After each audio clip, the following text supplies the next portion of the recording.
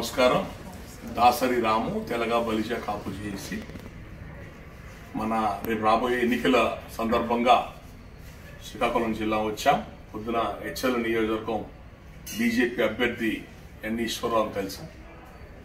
ఇక్కడ రాజ్యాంలో వెళ్తూ పాలకొండ వెళ్తూ రాజ్యాంలో ఉన్న మన జనసేన పార్టీకి చాలా మంది ప్రజారాజ్య పార్టీ నుంచి పనిచేస్తున్న వాళ్ళు ఉన్నారు. జనసేన పార్టీకి మొదటి నుంచి నిజాయితీగా నిబద్ధతగా ఉన్న వాళ్ళు ఉన్నారు. అందరం ఒకసారి కలుద్దామంటే రాజ్యాంలో ఆగడం జరిగింది. అందరినీ కోరుతుంది ఒకటే, దయచేసి రేపు ఎలక్షన్స్ లో అందరూ బాధ్యతగా ఉండండి. అందరూ ఒక మాట మీద ఉండండి. డబ్బులు ప్రలోభాలకు లొంగద్దు. ఈ పథకాలు వస్తే అయ్యి వస్తే చూడద్దు. మంచి పరిపాలన చూసుకోండి.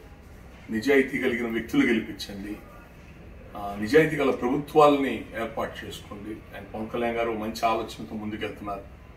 సమాజంలో అన్ని కులాలకి న్యాయం జరగాల, అవినీతి రహిత సమాజం ఉండాలని మంచి ఆలోచనలు ఉన్నారు. దానికి వీళ్ళందరూ మొదటి నుంచి అండగా పనిచేస్తున్నారు.